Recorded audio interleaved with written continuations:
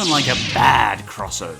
It's time to expose some of the most shameless cash grabs and the most awkward get-togethers that none of us ever asked for. It's time for the bizarre world of cartoon crossovers. All these crossovers share that same magical universal power. The power to make you slam your head into your desk repeatedly just from hearing the titles alone. So let's check out the top 6 worst cartoon crossovers. And just as much as ever, if you do like these cartoons or these cartoon companies, I'm glad. It's just my usual silly personal opinion, and I'm glad you can enjoy them. Anyway, let's do this countdown. Number 6. Family Guy meets The Simpsons. This one's at the start of the list because I have mixed thoughts about this crossover. I know I attack modern Family Guy a lot, so I wanted to try and break this one down as fairly as possible. It's frustrating because some parts of this crossover are really smart and self-aware, while other parts feel crude, lazy, and unnecessary. It has really clever inside references to both shows. Hey, that's no fair! I don't got none of them! But it has revolting scenes and uses shock humor we'd never see in The Simpsons world. Say hi to Maud Flanders. It's got clever jokes that combine material from both universes. It's dragged out and plays The Simpsons cast up just as nasty as the Family Guys. Was that good?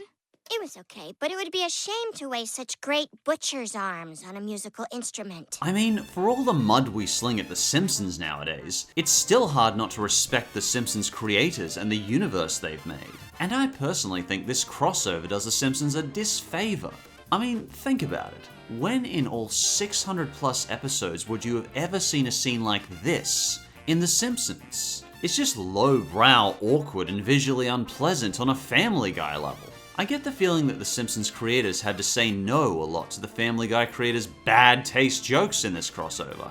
And we get other jokes that just feel too tasteless to be in the Simpsons universe, like disemboweled testicle jokes. I tried to jump over a parking meter. It's just small details, like the creators being a little too happy to kill off mentally handicapped kids like Ralph. It just ended up rubbing me the wrong way. Let's take this line for example. Hey! Shut up, Meg. You may have noticed this line seemed awkwardly delivered by Yeardley Smith, Lisa's voice actor. It doesn't sound quite right, does it? This is because Lisa's character would never say that. And Yeardley Smith knows Lisa's character so well after 600 plus episodes, even she can't deliver the line properly. But hey, there's a couple of legitimately funny jokes in here. And I appreciate how self-aware the episode is of both shows. And the final fight scene was a visually amazing, if overly long, novelty that obviously had a lot of effort put into it. But I personally would have been fine if this crossover had never happened. I think you and I are gonna get along just okay. And for number 5, the Flintstones meet WrestleMania. I mean, the Jetsons meet WrestleMania. I mean, Scooby-Doo meets WrestleMania. Ah, Hanna-Barbera, your undisputed talent to shamelessly cross-promote whatever flavor of the day drops you a dime is as predictable as death and taxes, and equally as welcome. While I feel like I'm choosing between 3 equally repulsive trash bags, I personally think the Flintstones meet WrestleMania was the trashiest, so let's pick that one. The brilliant mastermind producer of this film, Tony Savone, states this beautiful film combines the amazing physical prowess along with the ultimate drama. Really? Fred Flintstone profiteering in his own wrestling business is the ultimate drama? Oh sure, we've got The Godfather, Citizen Kane, The Empire Strikes Back, I am your father. Return of the King. But no! These are pathetic, inferior dramas compared to the ultimate drama that is Fred Flintstone meets WrestleMania. Hanna-Barbera has truly been writing the book on completely irrelevant, unnecessary sellout cash-ins for the last 40 years. So, where to start? This crossover is just as irritating and loud as a real wrestling match. The sound effects grate on the nerves, and the animation is that cheap, modern CG paper-thin kind with zero personality. It has the usual clunky celebrity introductions. Apparently the World Wrestling Champions just happen to be working at Mr. Slate's quarry. Who would have thunk it? The story is basically that Fred wants to take his family on a holiday, but can't afford it. So he and Barney get into the Stone Age wrestling business. Now you may think this story sounds phoned in and cheap, but don't forget, it's got WWE. Therefore, that makes it original. This all-new original movie. On the plus side, the voice acting's okay, and the animation isn't that bad. But why this broken concept could even exist for any other reason than to make money is a mystery to me. And the fourth worst cartoon crossover is Superman meets the Brady Bunch. Prepare for the most random, pointless premise in the world. The kids in the Brady Bunch now, for some reason, have lost their parents, so they live in a treehouse with a magic bird and 2 talking pandas. It's incredible! No part of that premise or even the title doesn't feel completely illogical, senseless, and plain pants-on-head stupid. And the story is somehow even stupider. Cindy from the Brady Bunch meets Superman, who helps Cindy to paint the local bank. But the evil scientist Wiley Tollhouse-Lautrec replaced the paint with invisible paint, so they can accidentally paint the bank invisible in order to rob the bank. That's just wow. How do these second-rate 70s crossovers keep managing to top themselves on the ever-climbing stupid scale? Even Superman seems to be in awe at how incredibly nonsensical this whole premise is. It's almost as if he's seen something he doesn't want to see again. Somehow, Filmation has managed to combine the worst elements of every genre of entertainment. We have the pointlessly ridiculous mismatched crossover, the garbage sitcom, combined with animation lazy enough to be mistaken for a 7-year-old's doodles into a comic book. Not only that, but Filmation threatened to sue all the Brady Kids sitcom actors when they refused to voice a second season of this abysmal cartoon. Well done, Filmation. You get the golden raspberry for shamelessly selling out in every situation that has ever possibly arisen.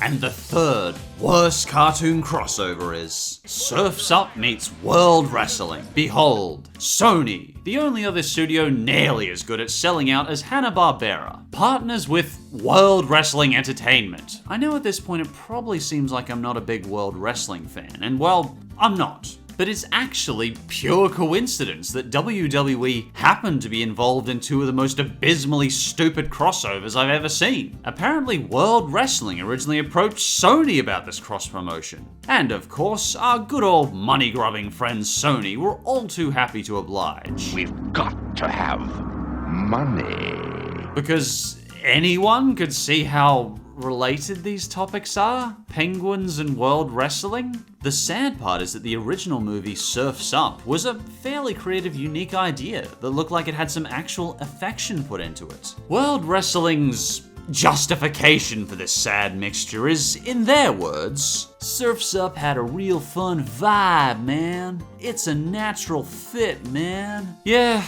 it's about as natural as a Brazilian prostitute's bazongas. And otters like fish. I just wish you could milk a fish.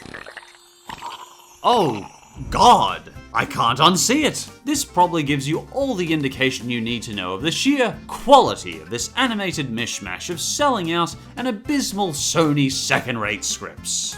And the second worst cartoon crossover is Cartoon All-Stars to the Rescue. There's myriad wild and wonderful ways to say no. No thanks. No thanks. 12 seconds later. There's a million international ways to say no. Those drugs are so boring. I've watched some bizarre animations in my years, but this is definitely among the most perplexing pieces of animation I've watched. Our good old buddy Ronald McDonald brings us the Smurfs, Alvin and the Chipmunks, Winnie the Pooh, the Ninja Turtles, Garfield, and Alf for some reason. But why have this incredible cast of cartoon all-stars and Alf come together? They have joined forces for one singular purpose.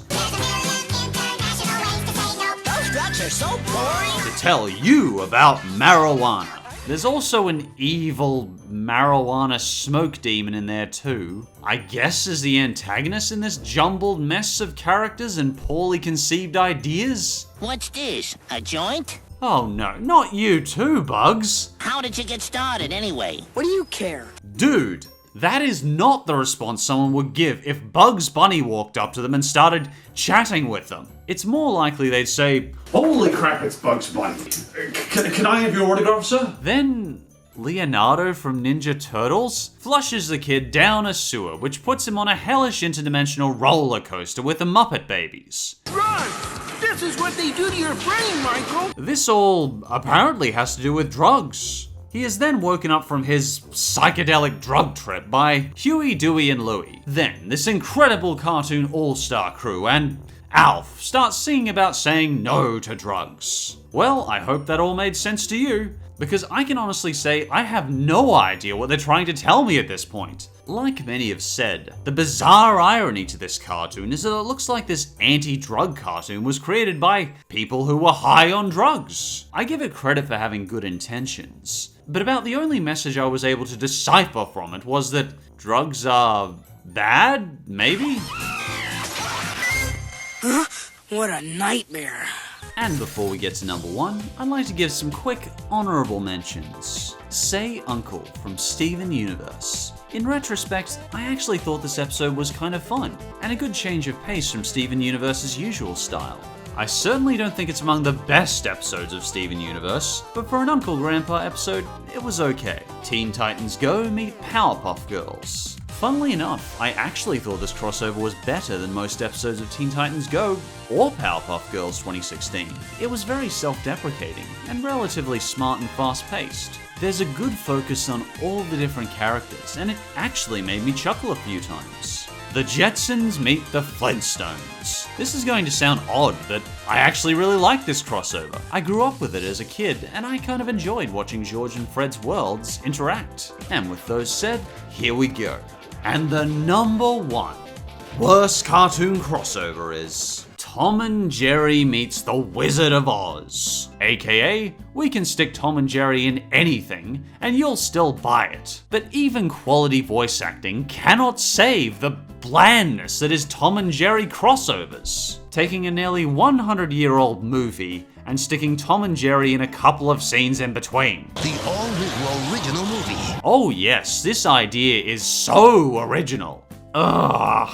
We can excuse Hanna-Barbera for doing this nowadays. I mean, we expect them to cash out. They've been doing it for 40 years. It's a joke at this point. But Warner Brothers? Really? The animation studio responsible for the best American cartoon of all time made this? We've got to have money. And this cartoon is going to be followed shortly by Tom and Jerry meet Willy Wonka. Oh, the originality. Get ready for an all-new original movie. In terms of selling out, this franchise makes Space Jam look original, intelligent, complex, and thought-provoking. And just in case you wanted to try and appreciate any possible merit this groan-worthy remake has, well, we took care of that too. Presenting only the most annoying and shoehorn sidekicks next to Gurgi and Jar Jar Binks. Tuffy. I'm Tuffy, the Munchkin Mouse, and I'd like to welcome you to Munchkinland.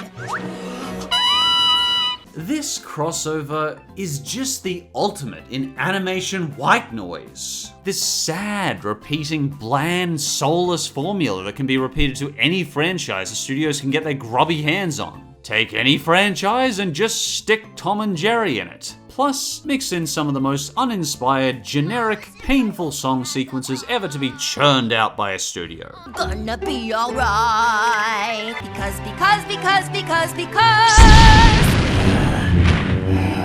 And it doesn't stop there. Oh no! We then have Tom and Jerry meet Sherlock Holmes. All-new original movie. Tom and Jerry and the Nutcracker. Tom and Jerry meet Robin Hood. Apparently these shambling, reanimated hybrid horrors are concocted by the same genius behind the Flintstones WWE movie. Tom and Jerry meets Wizard of Oz is just a soulless, shambling, empty franchise without a single iota of thought put into the premise. Wizard of Oz was one of the greatest technical achievements ever in cinema. To insult it like this is just cruel and beyond money-grubbing. For shame, Warner Brothers. for shame. There are certain key studios that are the main culprits behind these junk piles, but sometimes two cartoons crossing over can be brilliant. When a crossover isn't just a sad cash-in, you can sometimes feel the creators' excitement behind the crossover and feel the affection for the material they're crossing over with. And when done with respect and thought for both sides, I personally still really enjoy seeing the worlds I care about collide and meet in unusual ways. Thanks, pal.